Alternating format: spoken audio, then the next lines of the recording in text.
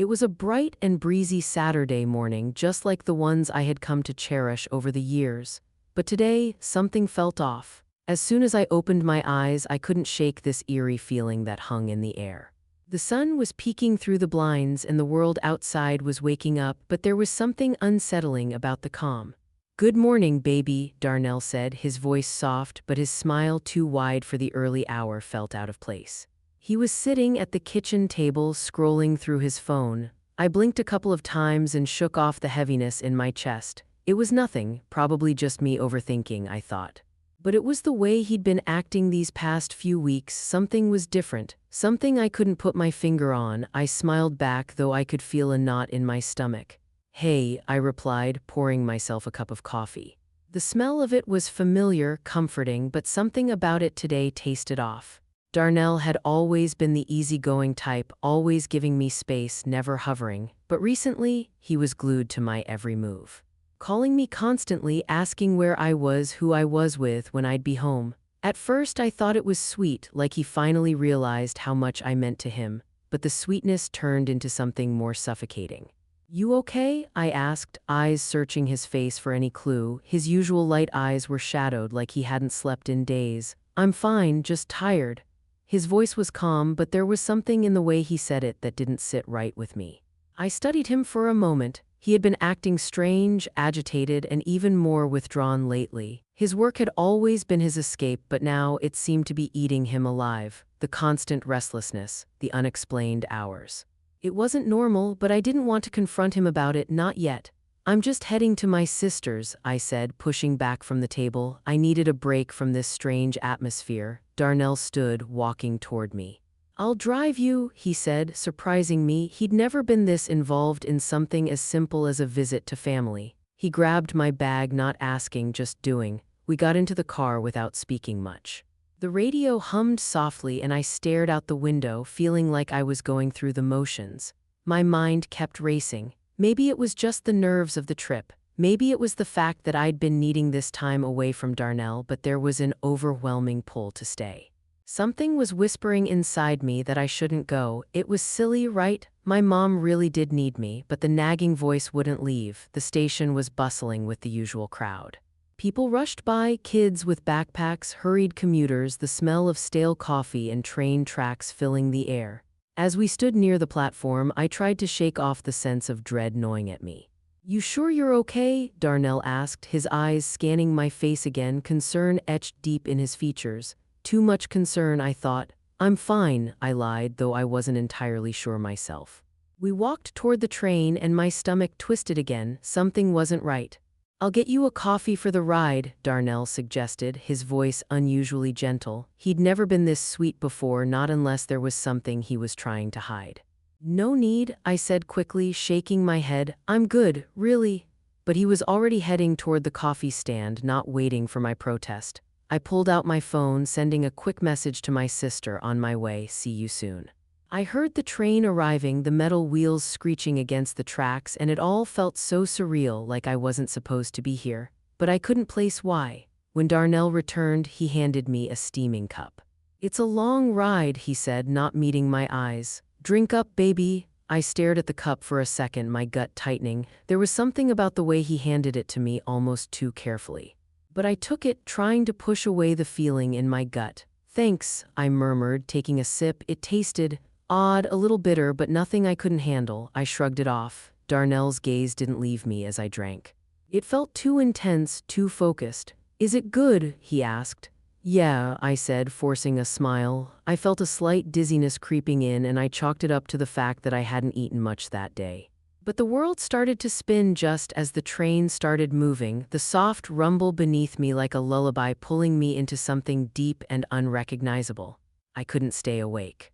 My body refused to hold on as I slumped against the window, my vision blurring. The lights outside the window sped by, but all I could focus on was the fact that something was slipping away from me. I tried to stay conscious, but my thoughts scattered. My mind kept pulling up memories, strange moments from the past, fragments of my life with Darnell, but they felt distant, blurry, like I was watching someone else live my life. And then, like a beacon in the fog, a voice broke through. Jade, it's me, Julian. Julian, I knew that name, Julian Thorne. I blinked, trying to focus on the man sitting across from me. He looked familiar, but everything about him felt like it belonged to someone else's life. Julian, I whispered, barely able to get the words out. Yeah, it's me, don't worry, I'm here. My heart raced, my head spinning as the train carried me further from the world I knew. The dizziness increased and I tried to shake it off. What was happening to me? Who was this man? Why did I feel like I knew him, like I should remember everything about him but couldn't? As I lay on the train, unable to move, unable to think clearly, Julian leaned over me. His voice was calm, soothing, but there was an urgency in his eyes. Jade, you're in trouble. Someone did this to you, he said, his words cutting through the fog in my brain. This wasn't just a sickness. I tried to focus on his words, but my head felt like it was full of cotton. Poisoned, he muttered to himself. They gave you something? I was barely conscious, but a single thought cut through the haze. Darnell, he'd done this. The coffee, it all clicked together. I couldn't remember the specifics, but I could remember the coldness in Darnell's eyes. The way he looked at me, the way he'd acted so strangely lately. I tried to sit up, but my body refused to cooperate. What's happening? I croaked. Don't worry. You're going to be okay, Julian said, his voice a quiet promise. I'm a doctor, I'll get you the help you need. The train swayed again and I lost consciousness. When I opened my eyes again, everything was different. The familiar hum of the train was gone, replaced by a quiet beep that came from somewhere near my head. My mouth was dry, too dry, and the light above me felt harsh. My eyes fluttered open fully and I saw nothing but white, a white ceiling, white walls, the sterile, antiseptic scent of a hospital hanging in the air. My body felt weak, drained, like I had been running for miles but hadn't gone anywhere. I tried to move, but a tug on my arm stopped me. There was an IV hooked up to me, a thin line running to a bag of fluids. Everything felt surreal, as if I were still dreaming or maybe caught in some kind of nightmare. Easy there, Jade, don't try to move too fast. The voice was familiar, but I couldn't place it at first. I turned my head and saw him sitting there in a hospital chair beside my bed, his face tired but with a soft kind of concern in his eyes. Julian, it hit me like a wave. Julian Thorne, he'd been the one who helped me. He'd been the one who kept me from slipping into the darkness, from losing myself completely. I tried to speak, but my throat was too dry. Julian noticed instantly and grabbed a glass of water from the bedside table. He held it up to my lips, helping me sip, the coolness of the liquid sending a wave of relief through my parched mouth. Thanks, I whispered, my voice hoarse. No problem, Julian gave me a small smile, though his eyes were still full of worry. You gave us quite a scare. You're lucky I was on that train if I hadn't recognized you. Well, you're here now, and that's what matters. I nodded weakly, trying to process everything. I remembered the last thing I could clearly recall, the train, the coffee, the dizziness, but then everything started to blur and that was when I lost it. I felt like I was falling into a void, unable to keep my hold on reality. What happened to me? I asked, my mind racing, trying to make sense of it all. Poisoning, Julian said gently. You were given a powerful drug.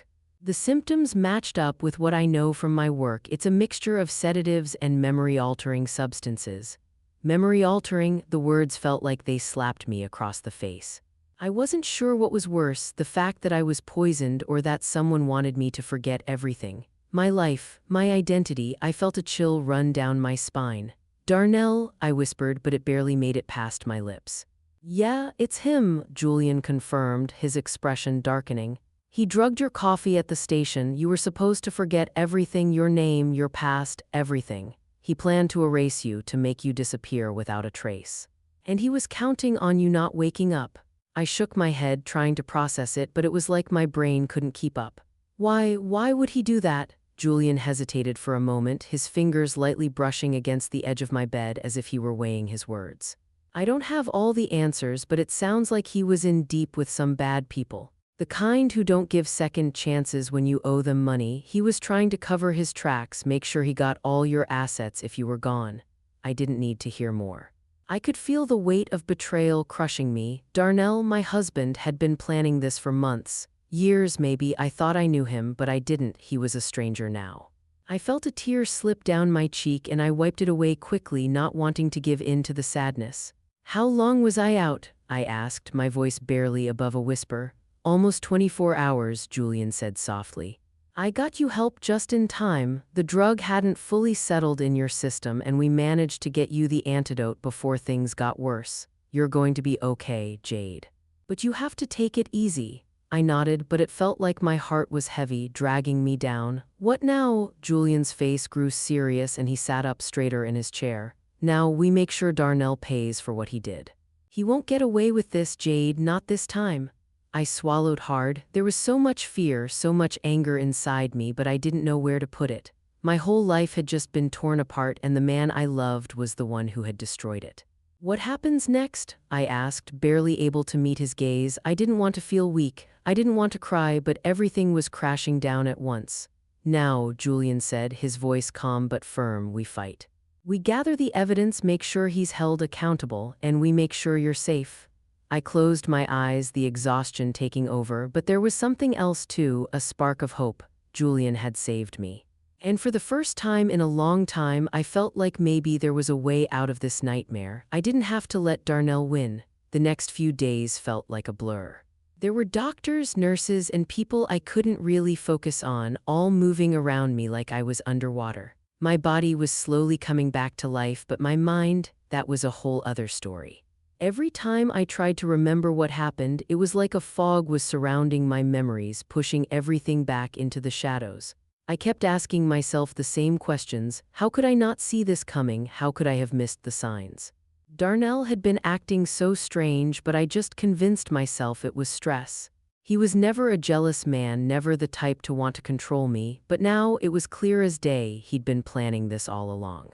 Jade, you need to rest. Julian's voice broke through my thoughts one morning as I sat up in the hospital bed, staring out the window at the gray sky. I hadn't seen the sun in days. You can't keep pushing yourself. I don't know how to rest right now, I muttered, my voice low. I didn't want to sound ungrateful. Julian had done so much for me, but how could I rest when everything felt so broken? How could I be at peace when I didn't even know where my life was going? Julian sat beside me, his eyes soft as if he could see right through my walls. He wasn't just a doctor, he was the one who stayed when everyone else went home. The one who'd come out of nowhere to save me without even knowing me. I know it's hard, he said gently, but you're not alone. You've got people who care about you now. You're stronger than you think. I looked at him then, really looked at him. Julian had always been kind to me when we were kids, but I never expected this, never expected him to be the one to pull me out of the abyss. I smiled faintly, my heart swelling with gratitude. Thanks, Julian, for everything. You don't have to thank me, it's what anyone would do, he replied, his voice filled with that same quiet sincerity. But we're gonna take this one step at a time, you're gonna get through this. I nodded, but inside I was still reeling. Darnell had done this to me. He'd tried to erase everything I was, my memories, my identity, for money, for his debts. I couldn't even imagine what his mind was like now after he'd gone so far down this path. As much as I wanted to believe he had some kind of moral compass left, deep down, I knew I couldn't trust him anymore.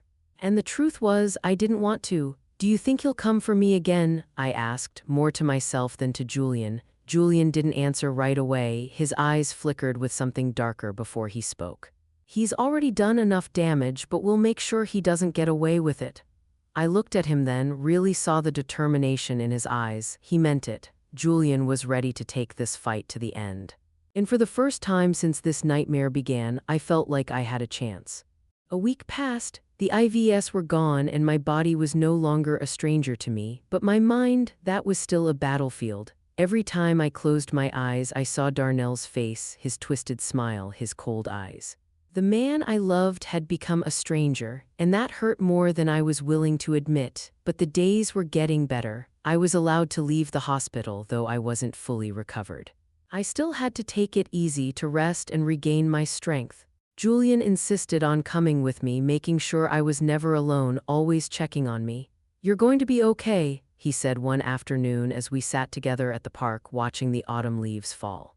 I wasn't sure if he was trying to convince me or himself, but either way, the warmth in his voice gave me comfort. I hope so, I said, letting the cool breeze wash over me. But it's hard to believe in anything when everything feels like it's falling apart. I get it, Julian replied softly, but that's the first step, accepting that it's hard. And then moving forward anyway. I sighed, leaning back against the bench. I knew he was right. I had to move forward for myself, for my future, and I couldn't let Darnell's cruelty define me anymore. Julian didn't push me to talk, he just sat there letting the silence fill the space between us. It was comforting in a way. I wasn't used to being around someone who just listened. Most of the time, I was the one doing the listening, the one doing all the talking, but with Julian, it was different. The next day, Detective Mia Brooks called me. She was the first to believe me when I said Darnell had done this. No one else had, at least not yet. Everyone else was still trying to piece together the truth. But Mia, she was already on it, and she'd been making progress. Jade, Mia's voice crackled through the phone, we've got some leads.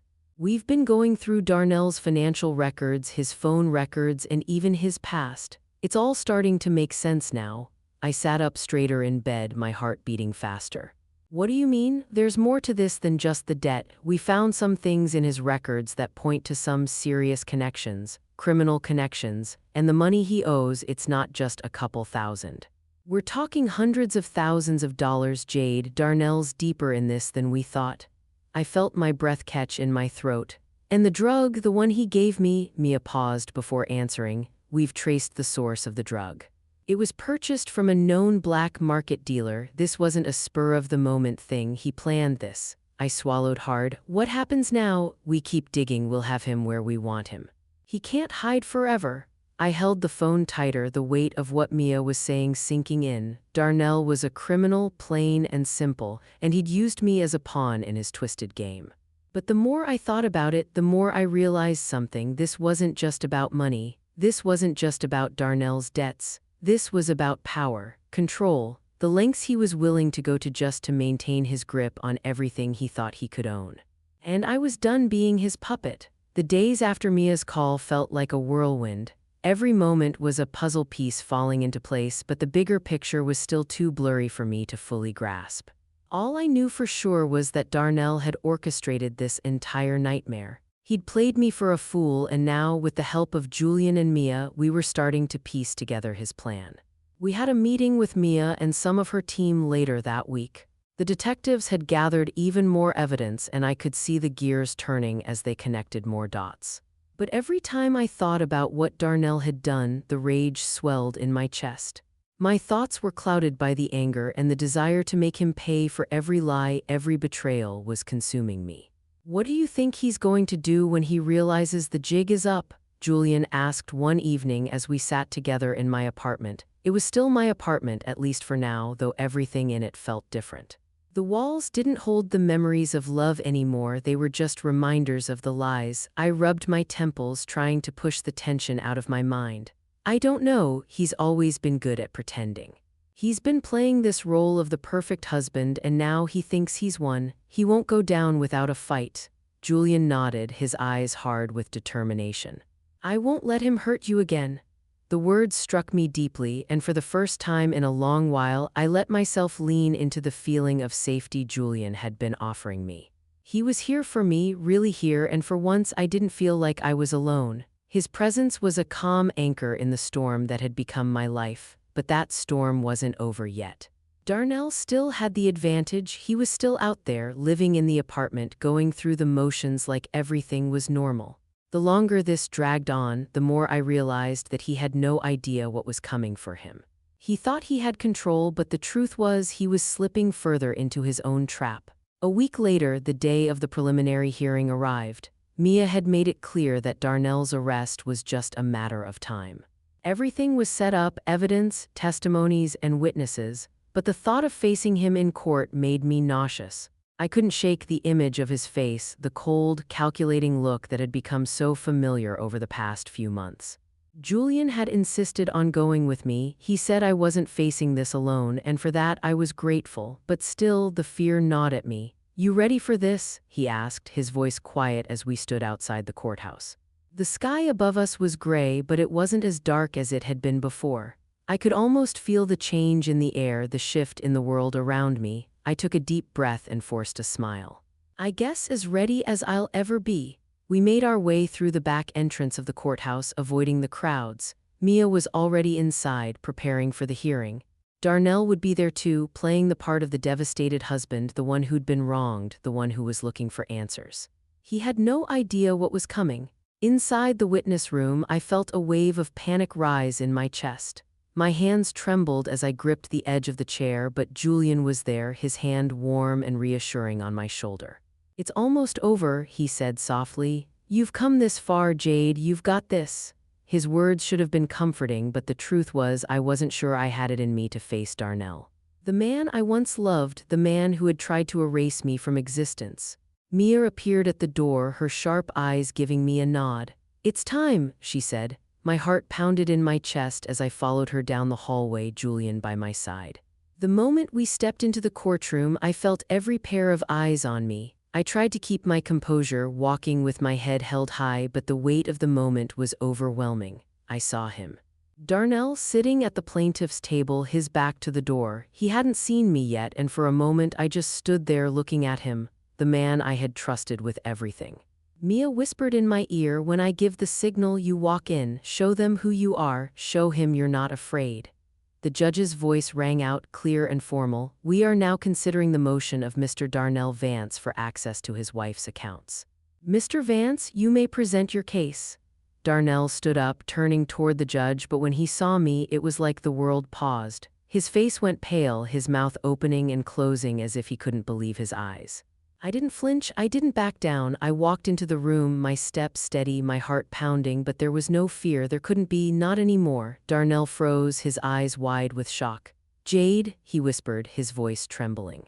You're here?" I stood still, my gaze locked with his. "Yes, Darnell, I'm here and I'm not going anywhere." The courtroom was silent, the tension thick in the air. Darnell's face twisted as the reality set in. He had been playing his hand, thinking he'd won, but now everything was falling apart. I didn't do anything," he stammered, trying to recover his composure.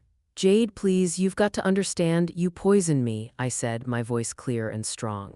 "You drugged me, you planned to erase my life, my memories, for your own gain, and you thought you'd get away with it." Darnell stumbled back, his face a mask of disbelief and fear. "No, I didn't, I never meant," but his words were drowned out as Mia stepped forward, her voice cutting through the room like a knife. "Mr. Vance, we have all the evidence we need. You've been caught red-handed." Mia showed the footage, the bank records, the phone calls, everything. Darnell's face went ashen as he realized the walls were closing in on him. "Your motion for access to the accounts is denied," the judge announced, her voice cold and firm. "Mr. Vance, you are under arrest for attempted murder and several other charges. You have the right to remain silent." The officers moved in, and Darnell's last attempt to plead for mercy was cut short as they cuffed him and led him away. The courtroom was quiet, the only sound the shuffle of feet and the faint hum of distant voices. Darnell's world had just crumbled. He was no longer the man who had controlled everything, who had manipulated me into thinking I was the one losing my mind. Now he was just a criminal, a man with nothing left but his lies. I stood there, breathing heavily, my heart pounding in my chest. The weight of the moment was both suffocating and freeing. I wasn't a victim anymore. I wasn't the woman who had let herself be gaslit, who had let herself be erased. I had fought back and I had won. Mia gave me a look of quiet understanding as she approached. "You did it, Jade," she said softly, her eyes filled with pride. "You've got him." I nodded, but it wasn't a victorious smile that crossed my face. It was something quieter, something deeper. A sense of relief, of closure, but also of grief. Grief for the life I had lost, for the trust I had given so freely, only to have it shattered in the most unimaginable way. Julian was right there by my side, his presence a steadying force. I hadn't realized how much I needed him until that moment. "You're not alone," he said, his voice a quiet promise. "You never were." I wanted to believe him, but the truth was this had been a lonely journey. And yet, as I looked around, I saw the people who had truly been there for me. Julian, Mia, the friends who supported me even when I didn't have the strength to ask for help. They had helped me rebuild what Darnell tried to take. The days that followed were filled with the kind of aftermath I hadn't prepared for. The divorce was finalized quickly, with the prenup protecting me. All the property I'd earned before and during our marriage was mine. Darnell got nothing, not a penny. The police continued their investigation, gathering all the pieces of the puzzle, and Darnell's criminal connections were laid bare. He would pay for what he did, and not just for what he'd done to me, but the real challenge was learning how to move forward, how to rebuild, to trust again, to find peace. And that's where Julian came in. He stayed by my side, never pushing, always there when I needed him, giving me the space to heal at my own pace. We spent weeks talking, getting to know each other all over again. We laughed about the old days, about middle school, about how he used to be the shy, awkward kid and I was the one who had always protected him from the bullies. He was still that same caring person. And somehow, in the middle of this chaos, I found myself falling for him in a way I hadn't expected. It wasn't about replacing Darnell or filling some empty space. It was about finding a person who saw me for who I truly was, flaws, scars, and all, and still chose to stand by me. The first kiss we shared was soft, hesitant, but it felt right. It was the beginning of something real, something built on trust and honesty. A year passed, and I found myself living a life I had never imagined. A life free from the shadow of Darnell, a life where I wasn't afraid anymore. Julian and I got married in a small ceremony, surrounded by those who mattered most. No big fanfare, no extravagant celebration, just the two of us promising to build a future together, one where we could be ourselves, without fear, without lies. And then, a year after our wedding, we welcomed our son, Michael. It was a simple moment, but the happiness I felt holding him in my arms with Julian by my side was more than I could ever have dreamed of. This was my new life. It wasn't perfect. There were still moments of doubt, of pain, of remembering the darkness I'd come from, but there was also light, there was love, and most importantly, there was a future. The courtroom, the betrayal, the pain, they were behind me now. Darnell's world had ended, but mine was just beginning. If you enjoyed this story, don't forget to like, comment, and subscribe for more gripping tales that dive into the human experience. Let me know your thoughts. How did this story resonate with you? Share your experiences or reflections in the comments below. If you want to keep up with my latest updates, be sure to hit the notification bell. And hey, if you want to support the channel further, you can always leave a super thanks. It means the world. Keep coming back for more incredible stories that'll keep you hooked until the very end. Stay tuned for the next chapter of life. For YouTube channel right now, story title, description, thumbnail, words, tags with comma, images, prompt in Urdu part 1:12 for Vyatri etc. Urdu plus English short summary. Here's a complete YouTube setup for your story, following the structure you requested.